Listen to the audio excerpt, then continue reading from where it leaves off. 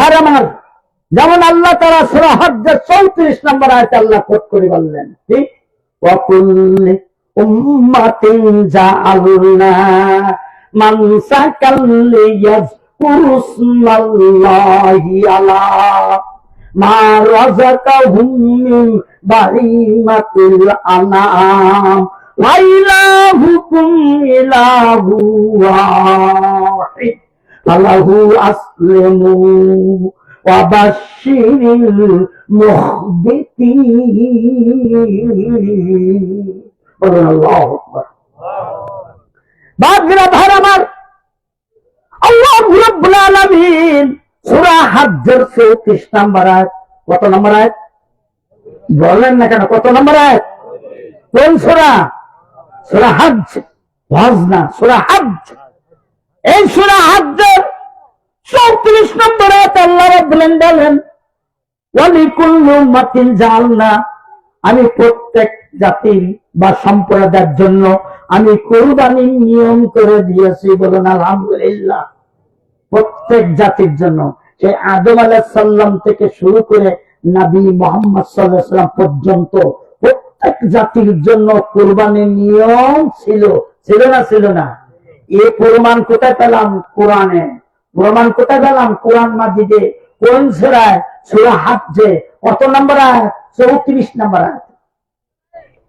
বাজিরা ভারামার, আল্লাহ রাব্বুল আলামিন বলেন, লিয়াযকুরুসমাল্লাহি আলা মা রাযাকাহুম মিন বাহিমাতিল আনআম, যেন তারা আল্লাহর প্রদত্ত পশুর উপর জবাহ করার সময় আল্লাহর নাম উচ্চারণ করে। বলুন আলহামদুলিল্লাহ। আল্লাহর প্রদত্ত পশুর উপর, যে পশু কিনেছেন, এই পশুর উপরে ওরা জবাই করার সময় যেন আল্লাহর নাম উচ্চারণ করে। খবরদার, আপনারা যে পশু কুরবানি করবেন, জানারা করবেন, বিসমিল্লাহ, নিম্ন পক্ষে বিসমিল্লাহি আল্লাহু আকবার বলা লাগবে। আর যদি পারেন বিসমিল্লাহি আল্লাহুম্মা তাকাব্বাল মিন্নি ওয়া মিন আহলি বাইতি। আর যদি কারোর দ্বারা যদি অপর কেউ কুরবানি করে, বিসমিল্লাহি আল্লাহুম্মা তাকাব্বাল ফুলান ওয়া মিন আহলি বাইতি। এই 3টি দোয়া আপনাদের শিখাই দিলাম। প্রত্যেকেই এইভাবে দোয়া যদি না করে বলি, কিন্তু ওই 3 মণ গোশত খাওয়া হারাম। যদি বিসমিল্লাহ আল্লাহু আকবার না বলে পশু কুরবানি যদি না হয়। আগে কুরবানি করার সময় বলি কোনো কথা না, হয়তো ভাবতেছেন অন্য সময় বোধহয় বিসমিল্লাহ না বললেও হবে। জি না, মা বোনেরা শোনেন, অনেক সময় পুরুষেরা বাড়িতে থাকে না, মেহমান আসলে মা বোনেরা একটা মুরগি জবাই করে, ওই একা একা পারে না? মা বোনদেরকে অনুরোধ করবো, বটি দিয়ে জবাই করেন আর ছুরি দিয়ে করেন আর যা দিয়ে করেন, বিসমিল্লাহ আল্লাহু আকবার বলতেই হবে। আল্লাহ কত বড় বড় বিসমিল্লাহ আল্লাহু আকবার, আর এই মুরগি জবাই করার সময় আল্লাহু আকবার বলতেই হবে। যদি মা আপনি এই বিসমিল্লাহ আল্লাহু আকবার যদি বলতে ভুলে যান, আপনার ওই মুরগি জবাই করার যত গোশত আপনার খাওয়া হারাম, ও খাওয়া যাবে না। এটা আসলে সিদ্ধান্ত, আমার কথা নয়। তাই আল্লাহ রাব্বুল আলামিন বলেন, তোমরা যেন তোমাদের প্রদত্ত জন্তুর উপর জবাই করার সময় তোমরা আল্লাহর নাম উচ্চারণ করবে। তোমাদের হে আল্লাহর বান্দারা শুনে রেখো, ইলাহুকুম ইলাহুন, জেনে রেখো তোমাদের ইলাহ একমাত্র একজন। জরুন কয়েকজন?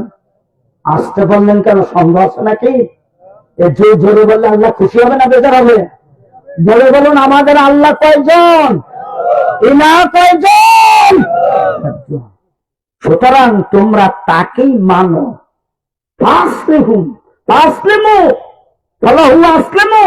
অতঃপর তোমরা আনুগত্যশীল হও বা তাকে মানো। অবাশশিরিল মুখবিতিন, আর বিমুখীদেরকে তোমরা সুসংবাদ দাও। সূরা হজ্জের 34 নম্বর এই আয়াতে থেকে আমরা কি জানলাম? পশু কুরবানি করতে হবে, আল্লাহর নাম নিতে হবে, কথা মনে থাকে যেন। এইবার আসুন বাজিরা ভাই আমার, আমি যে বলতে চাচ্ছিলাম, সূরা হজ্জের 34 নম্বর আয়াতে আল্লাহ বলছেন প্রত্যেক জাতির জন্য কুরবানির নিয়ম ছিল। এই দেখেন, প্রথমে আদম আলাইহিস সালামের জামানায় আদম আলাইহিস সালামের সময় কেমন কুরবানির নিয়ম ছিল, এখানে আল্লাহ রাব্বুল আলামিন সূরা মায়দা 27 নম্বর আয়াতে আল্লাহ উল্লেখ করে দিলেন, ওয়াতলু আলাইহিম নাবা আবনাই আদামা বিল হক ইয ক্বাররাবা কুরবানান ফাতুকব্বালা মিন আহাদিহিমা ওয়া লাম ইউতাকাব্বাল মিনাল আখিরি ক্বালা লা আক্তুলান্নাকা ক্বালা ইন্নামা ইয়াতাকাব্বালুল্লাহু মিনাল মুত্তাকিন। আল্লাহ রাব্বুল আলামিন বলেন, ওয়াতলু আলাইহিম, হে নবী মুহাম্মদ সাল্লাল্লাহু আলাইহি সাল্লাম, আপনি তাদেরকে সেই সময়ের কথা যথাযথ ভাবে শোনাইয়া দিন, জানাইয়া দিন। কি? ইয ক্বাররাবা কুরবানান, যখন দুইজন আদম আলাইহিস সালামের দুই ছেলের উপরে কুরবানি করার নির্দেশ এসে গেল। হে আদম, আমি আল্লাহ বলছি তোমার দুই ছেলেকে কুরবানি করতে পারো, কুরবানি করতে বলো। এখানে বলা হচ্ছে ফাতাকাব্বালা, দুইজনে ইয ক্বাররাবা কুরবানান, যখন তারা দুইজন কুরবানি করলো। দুইজন কিরা? হাবিল আর কাবিল। হাবিল আর কাবিল দুইজন যখন কুরবানি করলো, ফাতাকাব্বালা মিন আহাদিহিমা, আল্লাহ বলেন যে কি তাদের দুইজনের মধ্যে একজনের কুরবানি আল্লাহর দরবারে কবুল হয়ে গেল। সুবহানাল্লাহ বলবেন না? আর একটু জোরে বলেন। এক দুই কুরবানি দেশে কয়জন? দুইজন।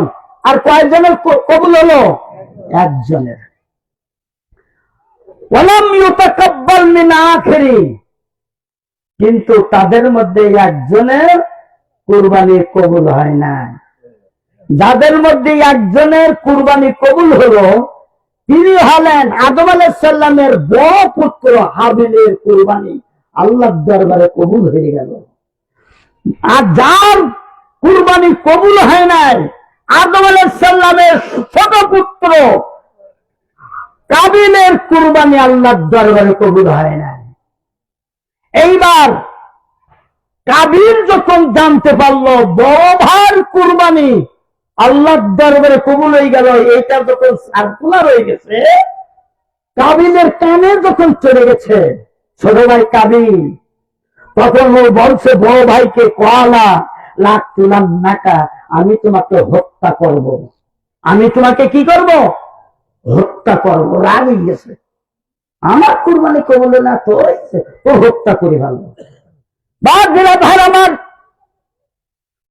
হাবিল বলল, ক্বালা ইন্নামা ইয়াতাকাব্বালুল্লাহ মিনাল মুত্তাকিন। ও ভাই, তুমি হিংসা করে কি করবে? আমাকে কেন হত্যা করতে চাচ্ছ? আমি তো আমার ইচ্ছা নয়, আমার আল্লাহ, আমার মহামাবুদ মুত্তাকিনদের কুরবানি কবুল করে থাকেন। সুবহানাল্লাহ। তুমি জেনে রাখো, তুমি আমাকে হত্যা করছো হিংসা করে। জেনে রাখো, মনে করে রাখো, মুত্তাকিনদের আল্লাহ কুরবানি কবুল করে থাকেন। জোরে বলুন মারহাবা।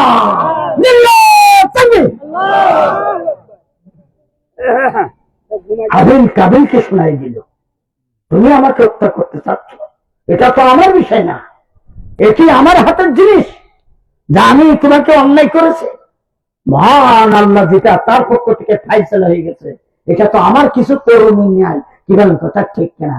তবে একটা কথা তোমাকে বলে রাখি, মুত্তাকিনদের কুরবানি আল্লাহ কবুল করে থাকেন। জোরে বলুন আলহামদুলিল্লাহ।